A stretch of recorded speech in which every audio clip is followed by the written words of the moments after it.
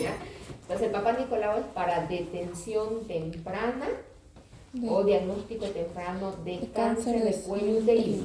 Ya, netamente de cáncer de cuello, nada que ver de vagina, útero u otras áreas. Netamente cuello cervical o cuello uterino. ¿Ya? ¿En qué pacientes tenemos que realizar este tipo de procedimiento o toma de muestra? Se realiza obviamente en pacientes que ya empezaron su actividad sexual. ¿Ya? En aquellas que no, obviamente, no tienen probabilidades de tener un CA, a no ser que tengan antecedentes de familiares del lado materno que tengan CA y que no hayan tenido nunca actividad sexual, ya son mayores, por ejemplo las monjitas, que nunca han tenido actividad sexual, entonces, pero tienen antecedentes, en esas podemos hacer excepciones. Pero normalmente en personas que ya tienen actividad sexual, ¿a partir de qué tiempo? A ver, ustedes más o menos qué piensan. A ver, Wilber, ¿cuándo podemos pedir nosotros el Papá Nicolau a la paciente? Tuvo hoy actividad sexual, ya mañana le solicitamos. ¿O cuánto tiempo tenemos que esperar para que solicitemos un Papá Nicolau? Tiene que tener... A ver, Wilber. ¿Una semana o 2 semanas? A ver, ¿usted? ¿Un año? No, su compañera de atrás. Evelyn, ¿no? Sí, Evelyn. A ver, ¿quién sabe? por lo menos 72 horas después. No, nada que ver. Es que la pregunta es la que no estoy entendiendo muy bien. Una vez que inició su actividad sexual, ¿cuánto tiempo tiene? Supongamos que ayer empezó su actividad sexual. El paciente viene hoy día a la consulta y le dice, doctora, ¿puedo hacerme un Papá Nicolau? No, tiene que ser 3 días pasando, y la persona no tiene que tener relaciones, no tiene que estar con su ¿Cuánto periodo. tiempo le empezamos a hacer su Papá Nicolau, el primer Papá Nicolau? El primer Papá Nicolau. Se empieza 2 años después de iniciar la actividad sexual, ¿ya? No al otro día, ni a 48 horas, ni 72, porque en ese tiempo no va a haber evolución de características de cambios celulares. Ya, porque netamente el Papá Nicolau, ¿qué evidencia? Cambios celulares a nivel del cuello cervical. Entonces, una pregunta es esa, me van a buscar. ¿Cuáles son, qué epitelio tiene el cuello cervical? Porque el exocervi tiene un epitelio y el endocervi tiene otro epitelio. ¿Ya? Entonces esa pregunta, nóteselo, me la van a buscar. ¿Qué epitelio tiene? El exocervi y el endocervi. ¿Ya? Entonces, a partir de los 2 años de iniciar la actividad sexual, independientemente de la edad que mi paciente tenga. ¿Ya? Hay unos que dicen a partir de los 21 años, otros a partir de los 25, pero no se toma en cuenta eso porque las pacientes aquí en nuestro país o en países que no son muy desarrollados empiezan a tener actividad sexual a corta edad. 10, 12, 16 años, entonces si esperamos hasta los 25 que dice la OMS, entonces tenemos mayor probabilidad de que mi paciente tenga más afectaciones. ¿Ya? Entonces 2 años posterior de iniciar la actividad sexual. ¿Hasta qué edad creen ustedes que se debe hacer el Papá Nicolau? A ver, dice, ¿hasta qué edad? Siempre. ¿Ya? ¿Qué más? ¿Qué dice que qué edad podemos hacer? Tal vez ya no termine su vida sexual. Hola, doctora. Hola, Daniel. Termina el paso. Vaya a desayunar, Daniel. Se hace el Papá Nicolau si una persona que no tiene antecedentes de familiares con cáncer, en toda su vida que ha hecho su Papá Nicolau, todos han salido normales, sin alteraciones, no le han hecho tratamiento para un CA o un cáncer, entonces se hace hasta los 65, máximo 70 años. Si tiene todos los antecedentes que le acabo de mencionar, se hace toda su vida.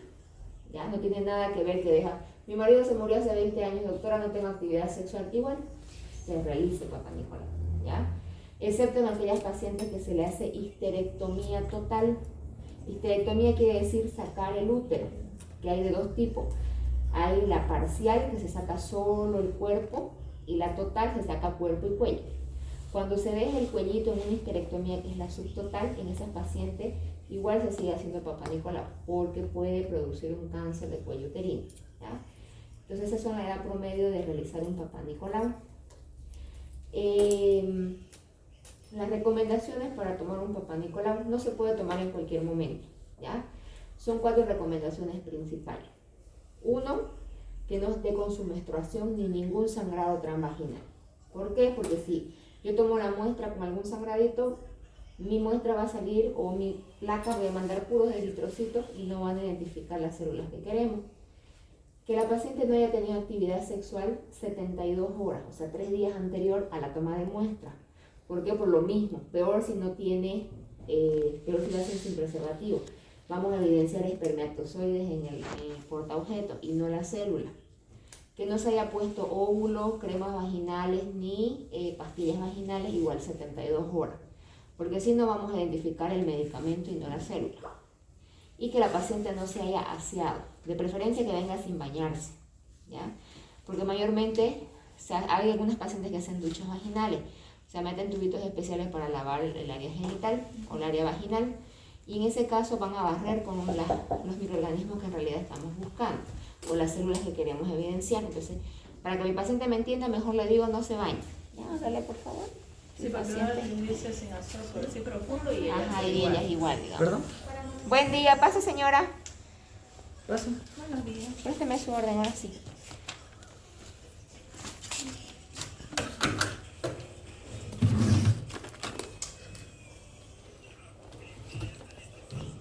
Las recomendaciones. Si la paciente no cumple las 4 cosas, no se toma la muestra. Se vuelve a reprogramar. ¿Para qué? Para que el resultado me salga efectivo. Si no, la perjudicada es la paciente. ¿Ya? ¿Cuáles son los materiales que utilizamos para la toma del Papá Nicolau? Todo lo que le voy a mostrar tiene que ser estéril, ¿ya? Tenemos el espéculo.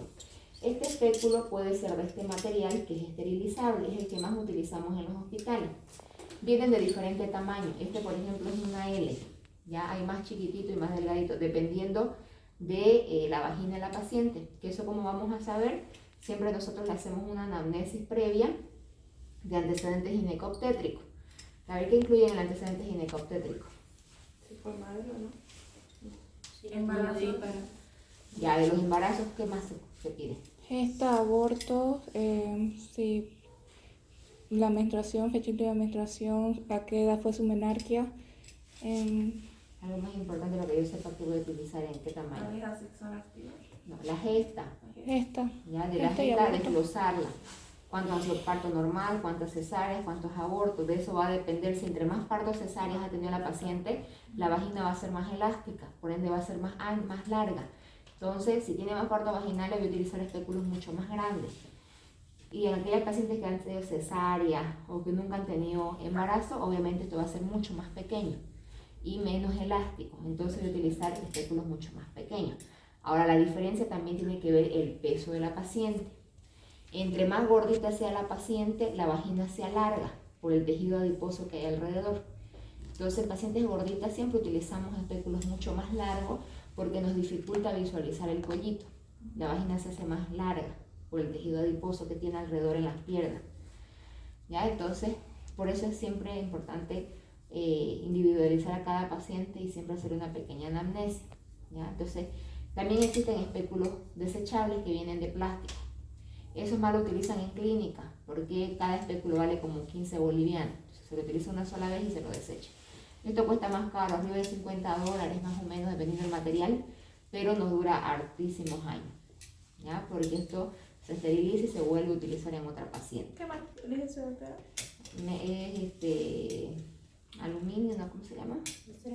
Ah, Acero inoxidable, eso. ¿No hay riesgo de contagio con esos espéculos, doctora? No, porque se esterilizan, se lavan con un químico especial después de utilizarlo, se cepilla bien, se seca y se mete al autoclave, ya con su respectivo tiempo correspondiente. O hay unas bolsitas especiales de 3 ml que se lo mete también a las autoclaves y con eso en un tiempo determinado se esteriliza, ¿ya? También necesitamos la espátula. Espátula cervical no es baja lengua, por si acaso, ya es muy diferente. Este es un baja lengua, pero la espátula cervical tiene unos ganchitos, unas curvaturas especiales que les voy a explicar por qué. Uno es grande y otro es pequeñito.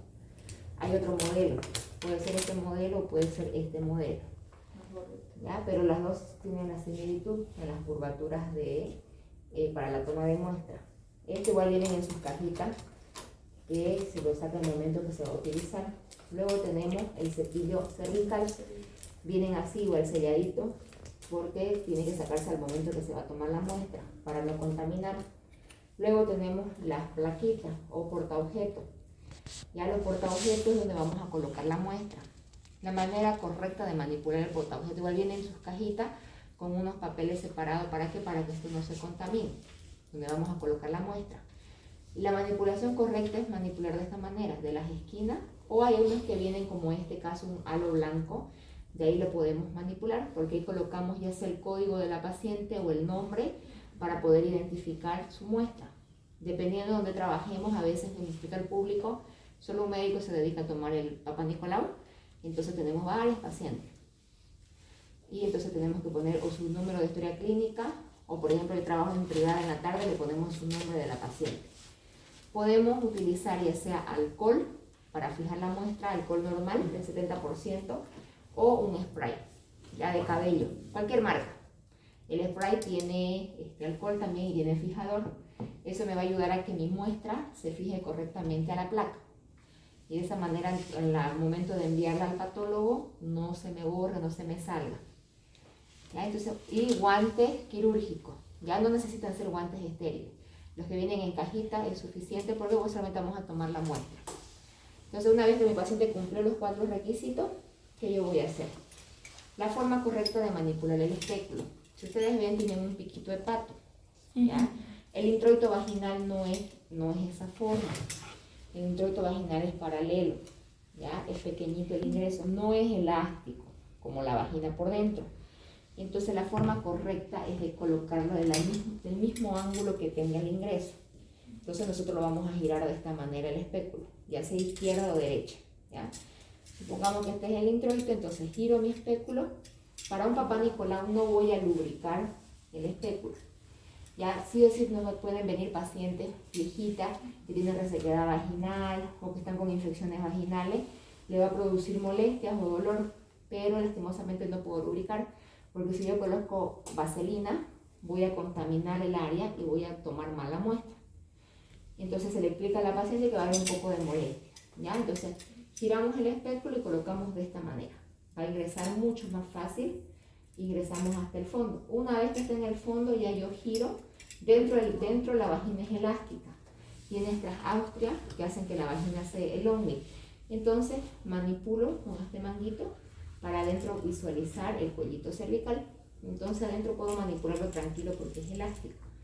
Una vez que visualice el cuello, que es esta parte, normalmente el cuello tiene que estar aquí en medio. ¿Ya? En algunas pacientes sí que ya tienen parto, o están un poquito arriba o están un poquito abajo. Entonces en ese caso podemos ir buscando, no hay ningún problema. ¿Ya?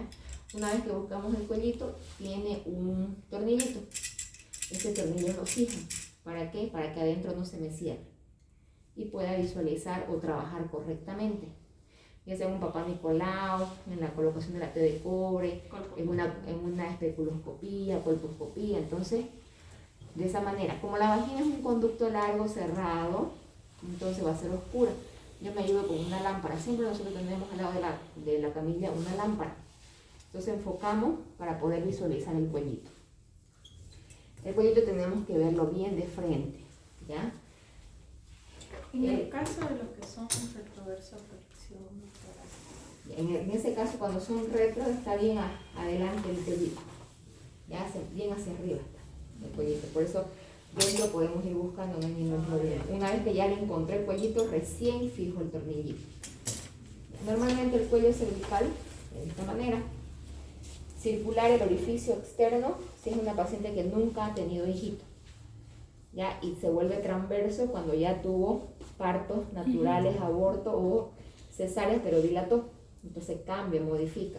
Entonces con eso yo me doy cuenta porque a veces pacientes me dicen, yo entonces le pregunto, ¿tuvo algún embarazo? No, me dice, ninguna pérdida, no. Y cuando entro, el cuellito está transverso. Entonces ahí nos damos cuenta si es verdad lo que la paciente está diciendo. ¿Ya? Entonces lo que vamos a tomar muestra nosotros es de esta área. Del orificio cervical externo a su alrededor del cuello, porque es ahí donde queremos encontrar células alteradas, no vagina, no los fondos del saco. ¿Ya? Entonces una vez que coloque el espéculo, ¿qué voy a hacer? Voy a tomar 2 muestras, con la espátula y con el cepillito. En mi portaobjeto yo voy a dividir imaginariamente en 2 mitades, uno superior y uno inferior. ¿Para qué? Para ahí colocar las 2 muestras. ¿Ya? Indiferentemente, aquí puedo poner el exocervio o endocervio o viceversa. No hay ningún indicación que me diga sí o sí el exocervix arriba o abajo, ¿ya? Entonces, primero empiezo con la espátula. Una vez que está el cuellito, voy a introducir por el medio del espéculo, sin tocar ni el espéculo ni las paredes vaginales, para que no se me contamine mi espátula. Ahora, le explicaba esta curvatura para qué tiene. El más largo es para que asiente sobre el orificio cervical. Como yo por fuera voy a girar a 360 grados, necesito tomar muestra de alrededor del cuello cervical. Si yo coloco el chiquitito acá, esto se me va a mover para todos los lados y no voy a tomar la muestra necesaria. Entonces, el más grande lo coloco sobre el orificio y de afuera giro 360 grados. ¿Se dan cuenta? La espátula sigue en su mismo lugar. No varía y recolecto muestra de alrededor del cuello. Si pongo el más pequeñito, al girar, mire, se mueve para todos los lados. Entonces no voy a recolectar correctamente. Puedo dar 2 o 3 vueltas dependiendo de la toma de muestra que marque en mi espátula.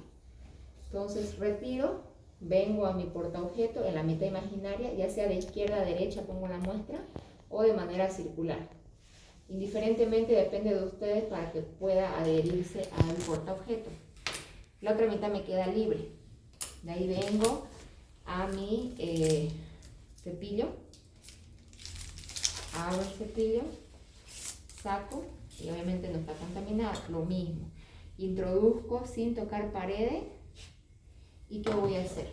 Introducir al cuellito por medio del orificio, porque necesito recolectar muestras de adentro del cuello. ¿Cuánto mide el cuellito cervical fisiológica o anatómicamente?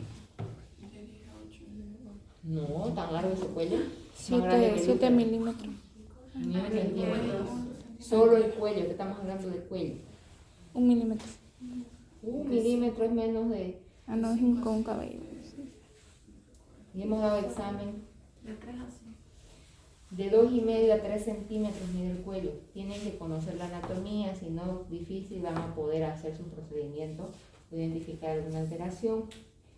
Si se dan cuenta, el cepillito no mide más de 2 centímetros. Como mi cuello mide de 2,5 a 3, que va a depender de cada paciente, entonces, ¿hasta dónde voy a introducir el cepillo? Hasta que se pierda el cepillito, hasta ahí. ¿Ya? Y giro de lo mismo, 360 grados, 2 a 3 vueltas.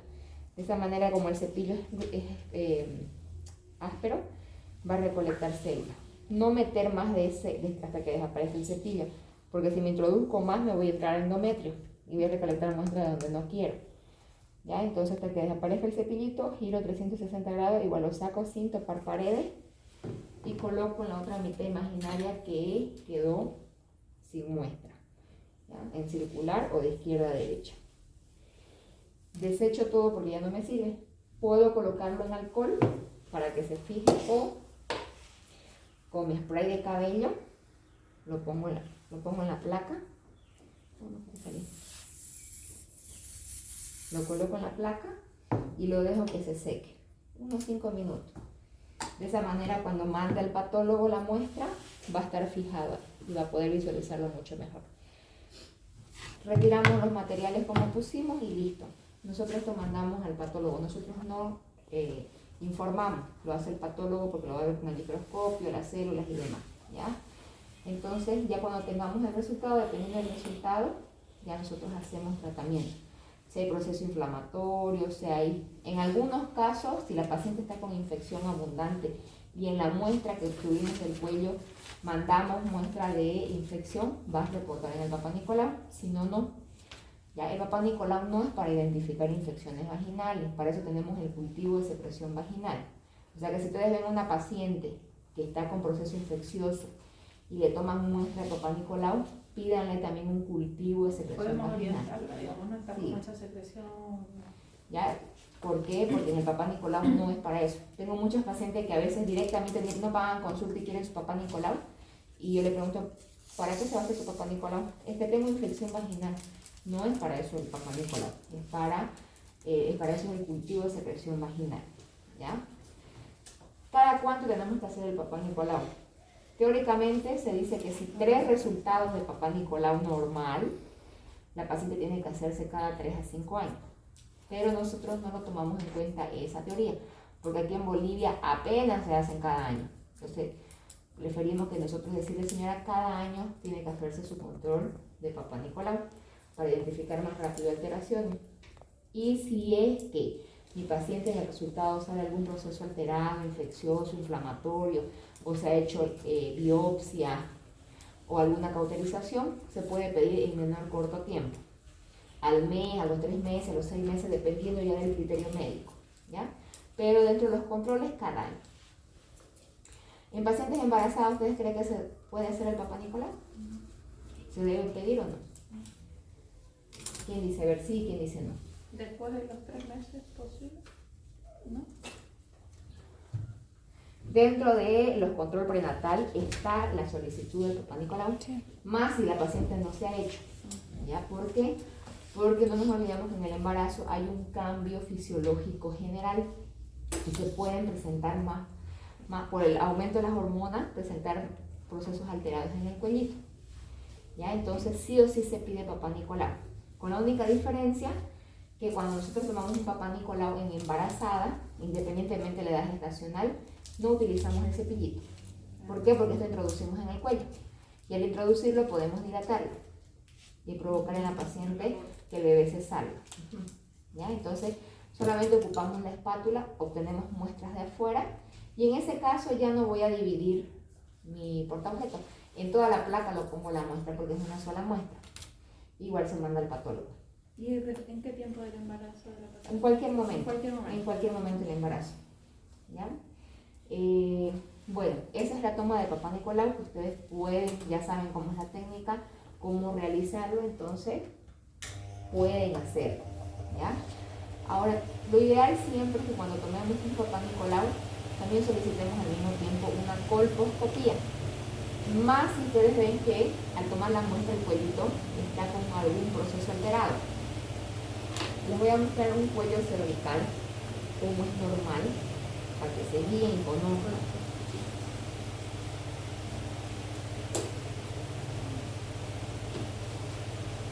Un cuello normal debe verse de esta manera, ¿ya? Rosadito, sin ninguna alteración, ninguna lesión. Ese nada. está sin yodo, sin nada, ¿no? Este está con ácido acético, Ay, pero normalmente así se la ve cuando ustedes ponen el espejo, ¿ya? Aquí tiene que ver, este es un cuello transverso, ¿ya? Cuando nosotros hacemos la colposcopía, no les enseño por el tema de que ustedes tienen que conocer la colposcopía, porque nosotros somos los que damos el reporte, ¿ya? Entonces, utilizamos ácido acético o el vinagre, es lo mismo, y utilizamos el yodo de povidona. ¿Ya? De esta manera tiene que verse un cuello sano, tiñe completamente. El epitelio absorbe la pintura, entonces en un cuello sano tendría que verse de esta manera, negro completo. ¿Ya? Entonces, ustedes lo ideal es que vean así el cuellito cuando tomen un Papá Nicolau. Y esto es cuando colocamos el yodo. ¿Ya? Tejido sano absorbe. Ahora, ya cuando hay proceso alterado, vamos a evidenciar de esta manera. Bien.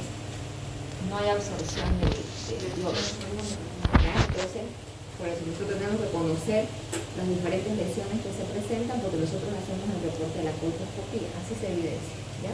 Las lesiones. Hay varias, ¿ya? Vean, así o así, dependiendo de con qué tinta, Okay. ¿ya? Si ustedes ven un pollito así cuando tomen la muestra y solamente viene a hacerse un Papá Nicolau, mándelo con el especialista que salga la colposcopía, ¿ya? Para comparar con el Papá Nicolau, ¿ya? está como ulcerado. Ya, en realidad no existe la palabra úlcera en el cuello, ¿ya? Pueden ser displasias, alteraciones, pero no existe la palabra úlcera. ¿Ya? Esta es una paciente, por ejemplo, con el hilo de la T de cobre. ¿Ya? Entonces, no se asusten, igual cuando usted me muestra no se mueve el hilo. Solo el hilo se mueve cuando nosotros lo bajamos con alguna pinza. ¿Y cuando colocamos el cepillo? Igual tampoco se mueve. ¿Ya? De esa manera. está saludable, doctora. No. Hay un ectropio y una displasia alrededor. Ya por eso igual les dije, busquen el Papá Nicolau del epitelio. ¿Ya? Ahora, ¿cuál era el principal factor que causa un cáncer de cervix? PVH. PPVH. El virus del papiloma. Eso, el virus es HPV. HPV, ¿Ya? perdón. Es el virus del papiloma humano. 90% es el causante del cáncer de cuello uterino. Entonces, en el Papá Nicolau, aparte de ver células alteradas, también nos pueden identificar el HPV. ¿Ya? Si ven una paciente que tiene el virus papiloma humano presente, esa paciente se acorta el tiempo de los Papá Nicolau, en vez de tomarle cada año, cada 6 meses por lo menos, porque tenemos antecedentes que en cualquier momento puede formar un cáncer de cuello uterino. ¿Ya? Esa es otra pregunta, me van a buscar los serotipos que son benignos y malignos del HPV. ¿Ya? Son más de 200 serotipos, pero solamente 4 son los que producen cáncer. 2 son benignos y 2 son malignos, entonces me van a decir cuáles son. Esa es otra pregunta, ¿ya? Del virus papiloma humano. ¿Qué serotipos son cancerígenos y cuáles son benignos y cuáles son malignos? ¿Ya? Ahora, eso sería tomar lo que es Papá Nicolau y colposcopía. ¿Alguna duda? Yo, doctora, entonces, ¿se pone yopoidona antes de poner el espéculo? ¿O? No, cuando tomamos Papá Nicolau, Ajá. no hacemos ninguna asepsia. No colocamos nada. Ya. ¿Por qué? Porque vamos a tomar muestras de células. Ok. Solo lo que le mostré es cuando nosotros hacemos colposcopía. Colposcopía. Que ustedes pueden hacer colposcopía siempre y cuando conozcan o hayan llevado un curso de colposcopía, porque nosotros somos los que reportamos la colposcopía. Ok. ¿Ya? ¿Y cuando es citológico se hace de alguna manera diferente? No. Citología es un nombre médico. Ajá. Papá Nicolau, para que lo entiendan la gente, ok. Doña Juana nosotros decimos, ¿ya? Ah, ya. Entonces su nombre completo es citología. Se hace de la misma. Citología igual Papá Nicolau. En la colposcopía podemos tener con el yodo, povidona y el otro. Ácido acético. Así es. ¿Ya? Ahora, igual si una paciente el mismo día se hizo una ecografía transvaginal y quiere hacerse Papá Nicolau, no podemos, porque va a estar con gel adentro, bueno, se puede. Nada, ningún procedimiento que se haya hecho previo al Papá Nicolau, Por eso que ni el lubricante, nada, porque si no va a contaminar. Entonces, ábrele por favor debe ser la paciente. Ay, ¿otra duda que tengan de Papá Nicolau? Vaya colocando la Ya. El cepillo entraría hasta el orificio cervical interno anatómico, histológico. Solo hay 2 orificios, el Ajá. externo, que es donde tomamos la primera Ajá. muestra, y el interno. ¿Ya? Entonces el interno está a donde acaba Ujú, el cuello cervical. ujú. Entonces, ¿cuánto le hemos dicho que mide? 2,5 a 3,5. Ese Sí. mide máximo 2 centímetros. No va a llegar ni al orificio cervical interno. Ya. ¿Ya? Porque nosotros necesitamos tomar muestra del cuellito, o sea, de la El zona de cervix. adentro. Ujú. ¿Ya? Entonces, ni siquiera va a llegar al orificio Ingresaría hasta cervical el interno. cervix. Entonces. Ingresa solo en el cervix, 2 centímetros, que es lo que mide más o menos el cepillito. Ok. ¿Ya? Doctora, cuando sale del tipo inflamatorio el resultado, ¿recibe medicación la paciente Sí. o solo tiene que volver? Cuando es inflamatorio, mayormente hay que buscar la causa. La mayoría de los inflamatorios pueden ser que la paciente esté presente con infección o haya tenido infecciones antiguas, ha hecho tratamiento y ha quedado así. Pero eso hay que ver, ¿ya? De cada paciente. Mayormente damos óvulos, dependiendo de la infección que tenga. Por eso pedimos, si vemos que está con infección, pedimos un cultivo para certificar qué infección es y de esa manera hacer el tratamiento. Ya, existe una vacuna para evitar el cáncer de cuello uterino. Ya, me van a buscar esa. ¿Cuál es la vacuna que se coloca? Ya, son 2 tipos de vacunas, pero hay otra más. Ya, hay una vacuna que se coloca en niñas que nunca han tenido actividad sexual, es la que hacen campaña en los colegios, que se coloca de 12 a 14 años. ¿Ya? Me van a buscar cuál es la vacuna y cuántas dosis, porque las 2 diferentes son en diferentes dosis. Son 2, dicen, ¿no? Van a buscar, no se van a, tal vez actualizado hay otra, no sé, pero que se van a buscar ya las dosificaciones y cada qué tiempo, porque puede ser que diga 2 dosis, pero qué tiempo de una de la otra. ¿Ya? Y también hay otra vacuna para pacientes que ya tienen actividad sexual, pero que no han dado HPV positivo.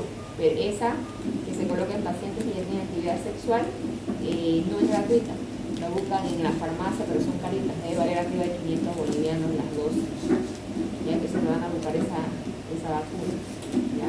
Doctora, una consulta. Y digamos, si ahorita, digamos, yo tengo 18 años, por decir, y todavía soy virgen, ¿me pueden colocar la Se pueden colocar, pero ya no ingresa en el esquema de que es gratuito del gobierno, solo para niñas hasta 14 años, de 12 a 14. Se cambió, sí, Hasta 15 está, doctora, y para niños también. Antes era 15, ahora se modificó hasta 14, le redujeron un año. pero se acortó la edad ya no es de 12, ¿no? Como a partir de 12 años. De los 10 Yo años. hasta donde he visto, a partir de 12 a 14, a mí la cortaron un año porque antes era hasta los 15. Y la nueva que ha salido es hasta los 14, pero la edad seguía desde los Y 12. para los niños también, ya, para los varones. Bueno, acá no ha llegado para ahora que yo sé. Allá en el trabajo donde yo estoy, estamos en esa ¿Sí? campaña, sí. No me ha llegado. Ahora también hay por ejemplo, cuando viene el resultado de Papá Nicolau, del HPV, puede venir negativo, positivo o sospechoso. Cuando sale sospechoso, quiere decir que el patólogo no ha podido identificar bien si tiene o no tiene, por eso le pone sospechoso. Hay un nuevo laboratorio que se llama cepillado endocervical. Este es para identificar o para confirmar si mi paciente es portadora o no del HPV. Y también en ese mismo laboratorio me reporta qué serotipo tiene. Si sale positivo, qué serotipo, si es benigno o maligno. ¿Ya? Entonces, pero eso es lo que hace ese laboratorio, es un poquito caro, debe valer arriba de 400, 500. ¿Cómo se llama? Cepillado endocervical. Ya, eso busca ADN para poder identificar solamente HPV.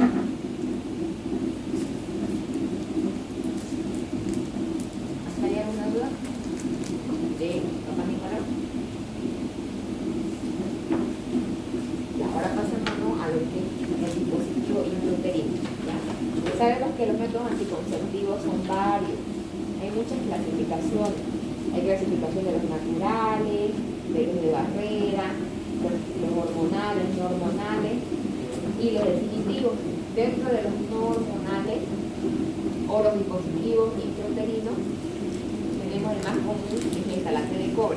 Hay 4 tipos de dispositivos intrauterinos. La T de cobre, la mini T, que también es de cobre, la de plata y la que sí viene con hormona, de levonorgestrel. Esta es la más utilizada porque es la más económica. Dependiendo de la farmacia donde compre, no vale más de 50 bolivianos. ¿Esa tiene hormonas? No, tiene cobre. ¿Qué cobre? ¿Ya? Entonces, en los hospitales públicos todos los métodos anticonceptivos son gratuitos. Si la paciente no tiene excusa para decir no tengo plata para comprarle anticonceptivo, va a un hospital público, hace su consulta, elige el que más le parezca a ella o de acuerdo a su constitución corporal y se lo coloca, se lo dan gratis. Hasta el preservativo se regala en los hospitales. Entonces, ¿qué tipo de paciente tenemos que utilizar? Las TD, o en este caso los DIU. Obviamente en aquellas pacientes que ya iniciaron actividad sexual, que no quieren tener embarazo, pero no se pueden utilizar en todas las mujeres. Cada método anticonceptivo va a depender mucho de cada paciente. Siempre se le hace igual anamnesis previa, ¿ya? Porque para ciertas patologías no se pueden utilizar ciertos tipos de métodos anticonceptivos. Por ejemplo, ¿para quienes están recomendadas los DIU?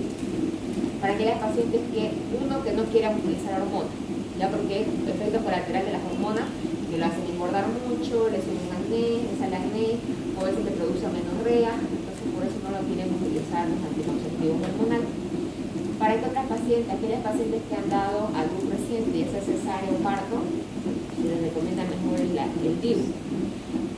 Para aquellas pacientes que tienen patologías mamarias, ¿ya? Que tienen quiste, antecedentes de quiste, de cáncer o cualquier alteración mamaria, no podemos utilizar hormonas, porque las hormonas hacen que se produzcan más quistes aún.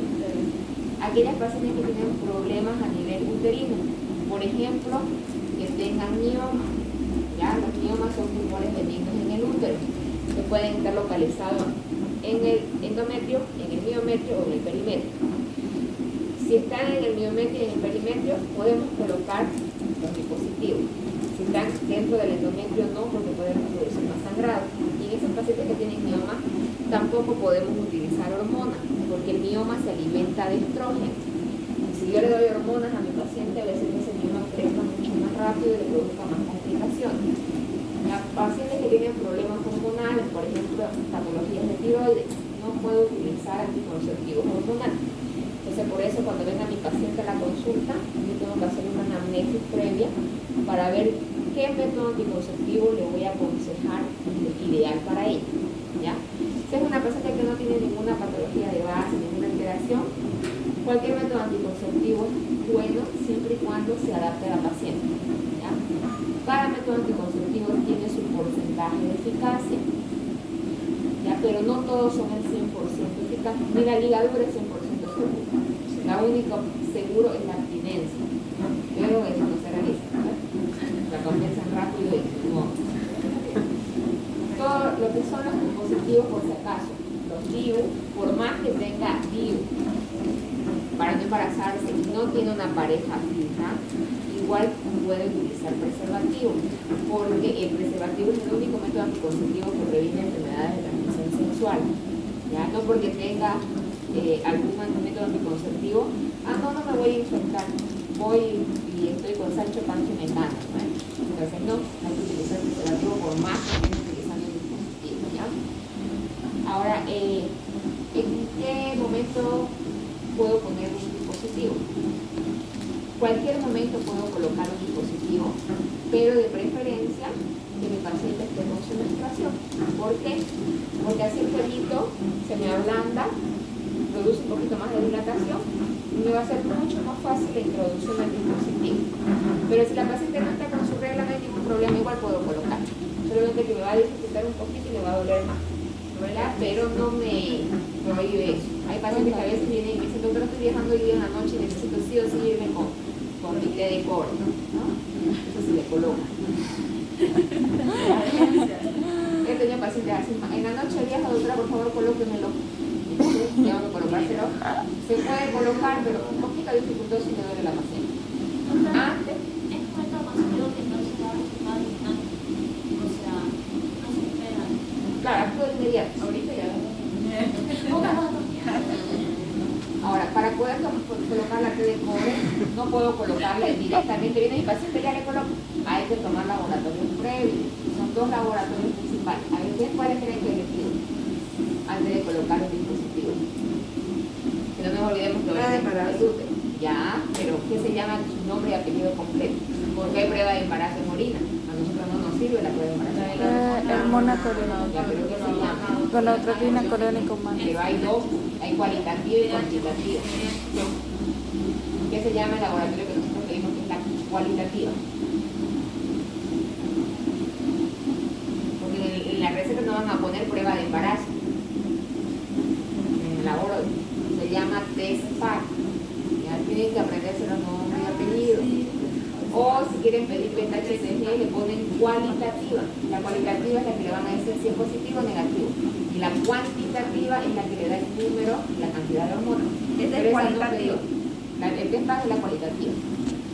¿Ya? Entonces, aparte de eso, pedimos una ecografía transvaginal para confirmar que dentro del útero no hay ninguna alteración, malformación, ninguna, nada, y podamos colocar correctamente el dispositivo. Entonces me viene con los 2 laboratorios, si está todo bien, se la colocamos.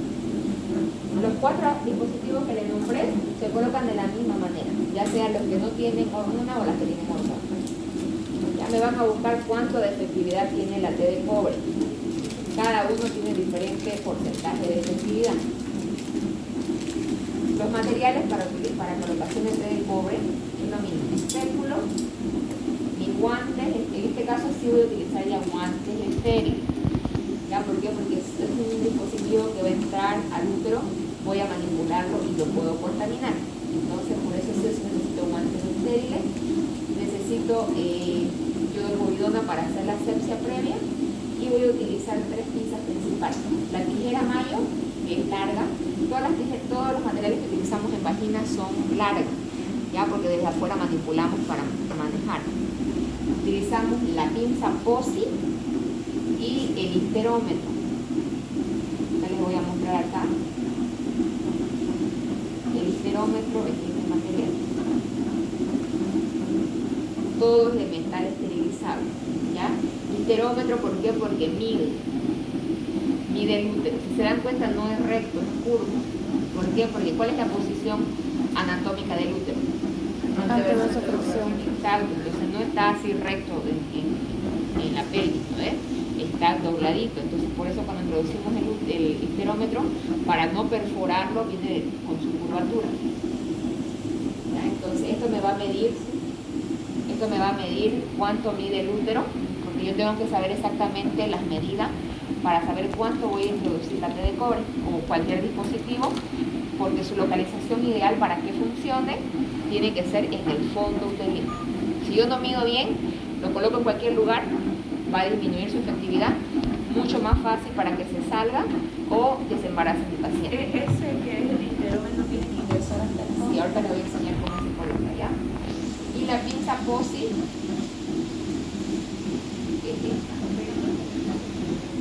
si ven, todas son pinzas largas, ya tienen unos dientecitos en la punta.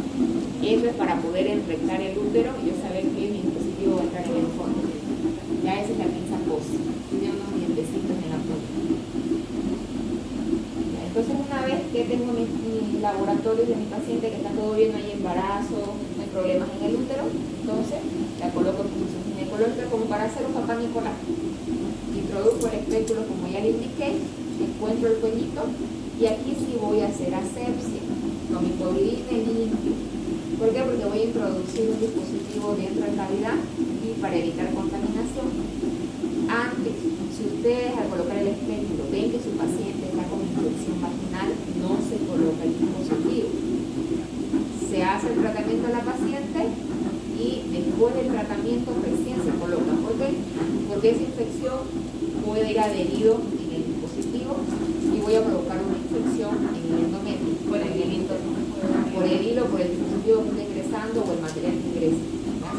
Ven infección vaginal, primero la tratan y después hacen la colocación de la T de cobre. En este caso la T de cobre, ¿cuánto tiempo dura en la paciente? 10 años. Dependiendo del material que ustedes utilicen en el dispositivo, la durabilidad. Por ejemplo, la de plata dura 6 años y la de Levonorgestrel 4 años. 2 a 4 años, dependiendo de la marca.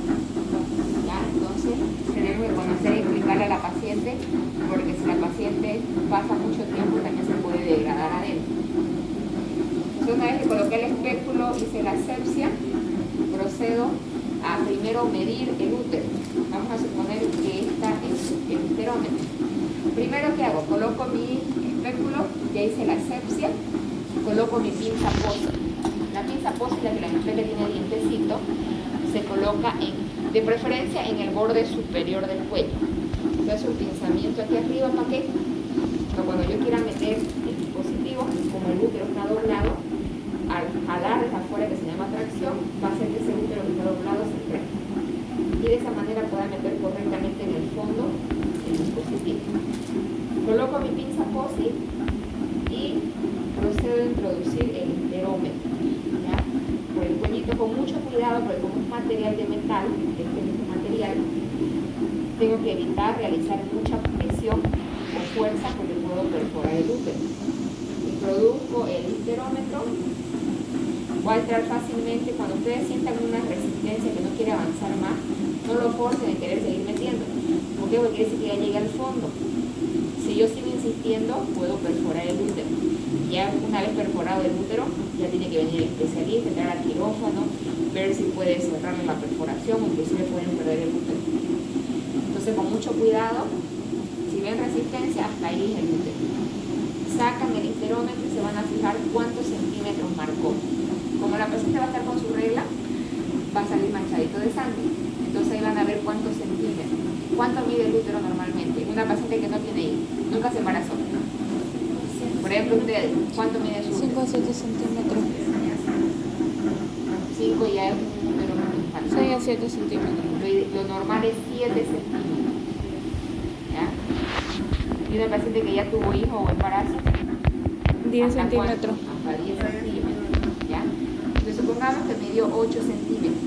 Entonces, si ven acá mi dispositivo, viene con una reglita. El dispositivo viene así. Ya, el tubito, su guía, la T, en este caso la T de cobre, y viene una reglita. Tiene los centímetros. Solo hasta 10 porque es que mide el útero.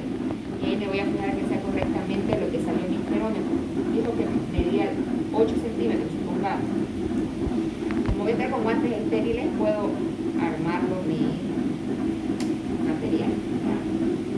Hay unos que ya vienen armados, hay otros que no. Entonces introduzco mi material,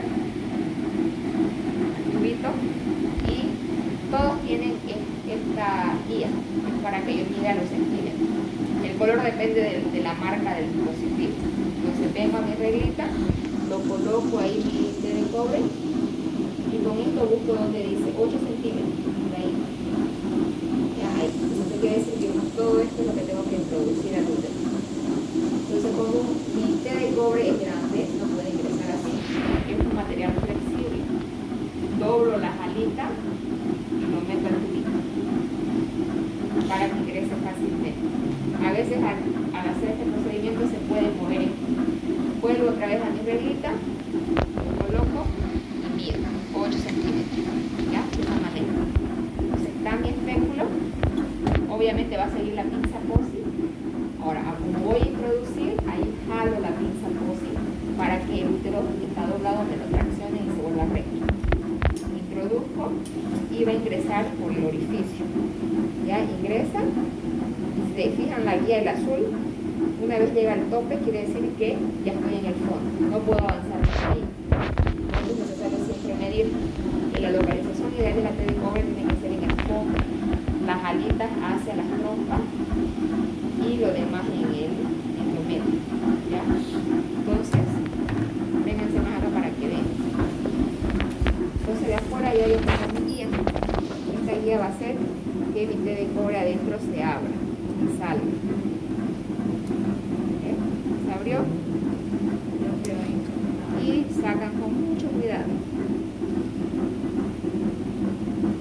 Ustedes ven, el hilo es largo, ¿ya? Este hilo es grueso, es áspero, entonces no puede quedar así de largo. Para eso ocupamos la tijera que le dije. Tenemos que cortar 2 a 3 centímetros máximo por debajo del cuellito. Ya no me corten al ras, porque si no, no vamos a tener guía para visualizar el control o para retirar. Normalmente tiene que quedar a este tamaño. Ya, ahí. Así como le mostré en la fotito. Ya, para cuando quiera sacárselo a la paciente, de ahí lo agarramos y lo sacamos. O si se hace sus controles, pongo el espéculo y yo lo veo los hilitos. Esta señora y su té de cobre. Una vez que colocamos, cortamos, retiramos todo el material. Puede haber un pequeño sangrado por la pinza POSI, no se preocupen, eso solito se va a calmar. Si es primera vez que viene la paciente a colocarse el dispositivo, tenemos que vigilarla 3 meses para ver que se adapte a su cuerpo. Si no se adaptara, ¿cuál es la manifestación clínica? Mucho dolor en bajo vientre o hipogastrio, ya sea durante la regla, fuera de la regla cuando tenga actividad sexual, y mucho sangrado en su regla. Si en 3 meses sigue ocurriendo lo mismo, se suspende y se retira el dispositivo. Quiere decir que no se adaptó, tenemos que intentar con otro método. Si es una paciente que ya lo utilizó la T de cobre y viene a colocarse por segunda, tercera, cuarta vez, ya no la vigilamos. No sabemos que se adaptó a su cuerpo. Una vez colocados, recomendaciones. 10 días la paciente no puede tener actividad sexual, no puede realizar actividad física, si va al gimnasio prohibido, no alzar pesado, si anda en moto prohibido andar en moto. ¿Por qué? Porque este dispositivo se puede mover y no me va a servir y voy a tener que retirarlo nuevamente y ponerle otro. Y en esos 10 días que vuelva mi paciente tiene que hacerse una ecografía transvaginal de control. ¿Qué busco en esa ecografía? Que la T de cobre esté en su localización ideal, en el fondo. Que yo lo haya colocado bien o que no se haya movido. Porque si se mueve, ya no me sirve. Su efectividad va a reducir. ¿Ya? Se me va a embarazar mucho más fácil. ¿Cuál es la funcionalidad que cumple el cobre o el metal que tiene el dispositivo? Hacer que el espermatozoide se vuelva más lento. ¿Cuánto tiempo vive el espermatozoide en la vagina? 72 horas. 72 horas. Tiene 3 días para poder llegar a encontrarse con el óvulo y fecundarse. Como este metal va a hacer que disminuya su movilidad, se va a quedar en medio camino. No va a llegar ni a las trompas. O sea que no se va a fecundar. Y entonces esa es la funcionalidad que cumple los vivos, dependiendo del metal que tenga. ¿Ya? Si la paciente quiere retirárselo antes de los 10 años y quiere tener bebé, se lo puede retirar. Si ya la paciente entró en menopausia, o sea, quiere decir que ya no viene menstruación, entonces igual, no cumple los 10 años, igual se lo retira porque ya no le sirve, ya no se va a embarazar. ¿Ya? utilizar se puede lubricar, ¿no? Sí, se puede, porque no hay ningún problema. ¿Ya? Pacientes que recién hayan tenido su bebé, ya sea parto normal o parto cesárea, si quiere colocarse el dispositivo, no se puede colocar el mismo día del parto. ¿Ya? Se tiene que esperar un tiempo determinado. ¿Cuánto tiempo? 45 días, o sea, mes y medio. ¿Por qué piensan ustedes que no se puede poner el mismo día?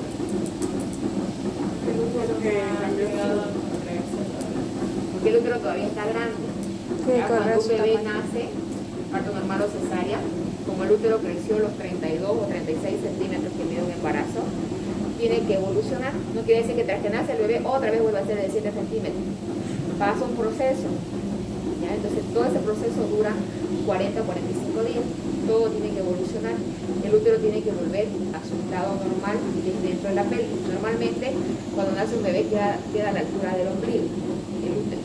Y a medida que va avanzando ya se va disminuyendo. Ya aparte adentro tiene el óvulo, que son los restos que quedan después de un embarazo, que la paciente va a seguir eliminando. Entonces si yo lo coloco el mismo día, este dispositivo se va a mover. Espero los 45 días que vuelva a su estado normal dentro de la pelvis para recién yo colocar. Antes no, por ese motivo. ¿Ya? ¿Dudas de la colocación del dispositivo? En el momento que lo colocamos, o sea, ¿cómo sabemos si lo colocamos de manera correcta? Por eso tenemos que medir bien. ¿Ya? Y a los 10 días recién yo voy a saber si lo coloqué bien con la ecografía. Porque no lo vamos a evidenciar así como estamos viendo ahorita. ¿Ya? Entonces, por eso tenemos que medir bien. Igual en la ecografía que lo vamos a pedir previa, vienen las medidas del útero. Me puedo guiar también por eso. Pero yo, por ejemplo, soy muy desconfiada, por más que venga la medida en la ecografía, yo les vuelvo a medir. Para retirar el dispositivo es mucho más fácil. Igual le piden su prueba de embarazo y su ecografía intravaginal. Sabemos que no está embarazada. Entonces, ¿qué hacemos? Metemos una pinza a aro peli larga, agarramos los 2 hilitos y los jalamos. Y sale. De preferencia, yo mi técnica que hago es que mi paciente tosa. Porque al toser ejerce presión aquí abajo y ella misma hace un pujo, como la maniobra de Valsalva, y sale mucho más fácil del dispositivo. Para el No niño le solo duele. tiene miedo. Solo es jalar de los hilitos. ¿Ya? Cuando está, que le llaman encarnado. Cuando ya está eso, por eso pedimos una ecografía previa antes de sacarlo. Si se pasó más del tiempo que dura 10 años y el paciente vive con 15, 20 años con procedimiento, porque me han tocado pacientes, hay que hacer otro tipo de procedimiento. Igual si ustedes lo cortan muy al ras el hilo, tiende a meterse. En esa paciente es más dificultoso porque utilizamos pinzas especiales que entrar dentro del útero, del cuello, buscar a ojo cerrado hasta pillar el hilo y sacarlo. Entonces no se recomienda cortar acá porque hay pacientes que van al médico, doctor me molesta mucho, ay el doctor bien comedido se lo corta al ras y desaparece el hilo. No se evidencia. ¿Ya? Incluso muchos mitos se puede decir, he escuchado de pacientes, no me pongo la de ahora porque dice mi marido que él incomoda, que no sé qué. Claro, por el tema del hilo, como El hilo es puede muy ser. áspero, entonces a veces eso le pinchan cuando hay penetración. No, si a la misma paciente en vagina le puede molestar. Por eso no se lo deja largo, se lo corta 2 a 3 centímetros para que no tenga molestia la paciente. ¿Y el hilo puede rasguñar el condón al momento de tener relaciones sexuales? Es áspero, pero no tanto.